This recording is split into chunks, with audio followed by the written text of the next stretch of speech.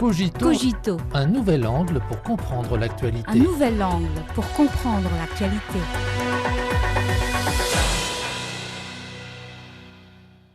Bienvenue à Cogito. La Chine et les États-Unis ont tenu un nouveau cycle de négociations économiques et commerciales lundi et mardi à Stockholm. Les deux parties envisagent de prolonger la suspension des droits de douane réciproques qu'ils s'imposaient mutuellement. Conformément au consensus issu de la réunion de Genève en mai dernier, la Chine et les États-Unis ont conclu une trêve tarifaire de 90 jours qui expirera le 12 août prochain.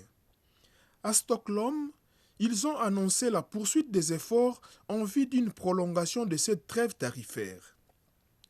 À en croire des analystes, ce consensus permet aux deux parties de gagner davantage de temps pour maintenir les dialogues et la consultation, ce qui est conforme aux attentes de la communauté internationale et apporte de la certitude à l'économie mondiale.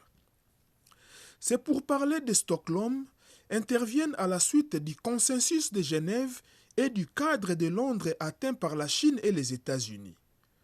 Au cours des échanges, les deux puissances ont eu des discussions franches, approfondies et constructives sur les grandes préoccupations économiques et commerciales des parties.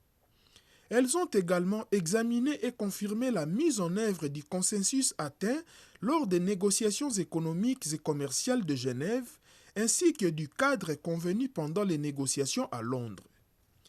Les deux parties ont souligné l'importance de relations économiques sino-américaines saines et stables pour leurs économies respectives et plus généralement du monde entier. Elles ont ensemble indiqué la nécessité de mieux valoriser le rôle du mécanisme de consultations économiques et commerciales en vue d'aboutir à davantage de résultats. La partie américaine a également qualifié les discussions de constructives, ce qui pousse de nombreux observateurs à croire en la volonté de la Chine et des États-Unis de résoudre les problèmes.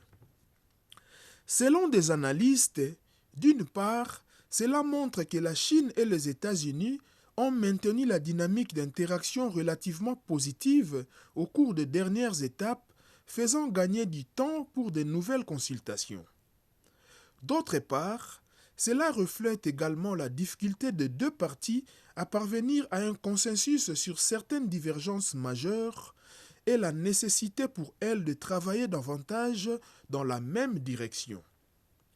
Pour l'instant, il est très important de mettre pleinement en valeur le rôle du mécanisme de consultations économiques et commerciales entre la Chine et les États-Unis.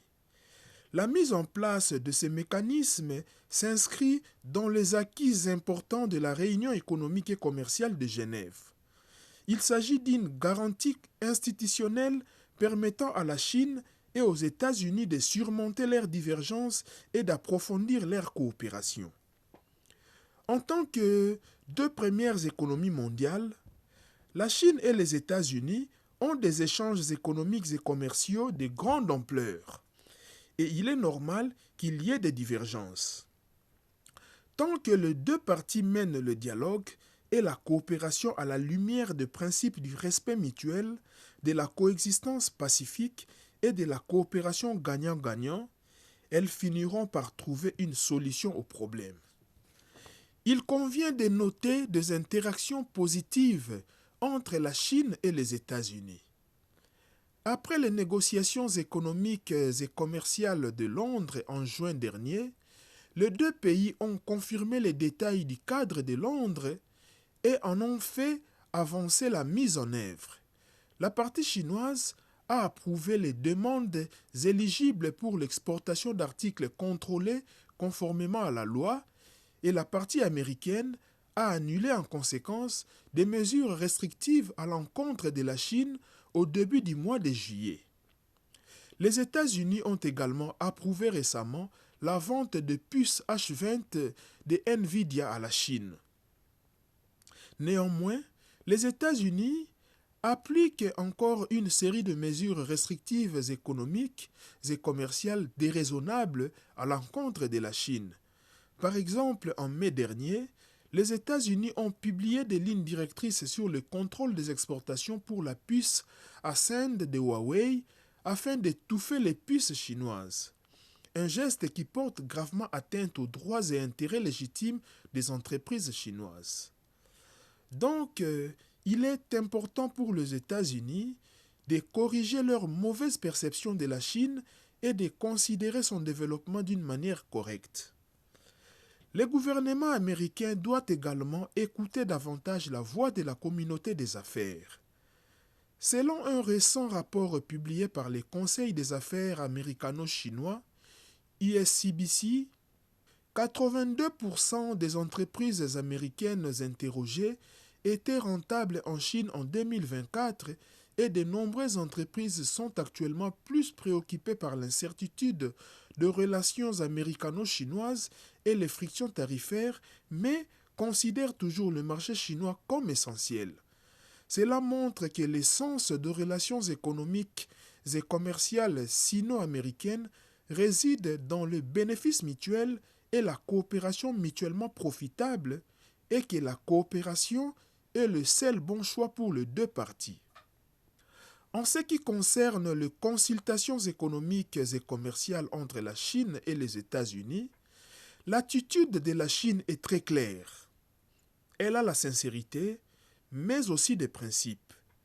Elle défendra fermement ses droits et intérêts légitimes ainsi que ses intérêts en matière de développement. Au cours du premier semestre de cette année, l'économie chinoise a progressé de 5,3% en glissement annuel. Tout récemment, le Fonds monétaire international a relevé de manière significative ses prévisions sur la croissance économique de la Chine pour cette année. Tous ces éléments soutiennent la confiance de la Chine pour faire face aux défis extérieurs. Le pourparlers de Stockholm constitue une nouvelle étape vers la résolution des différends économiques et commerciaux entre la Chine et les États-Unis.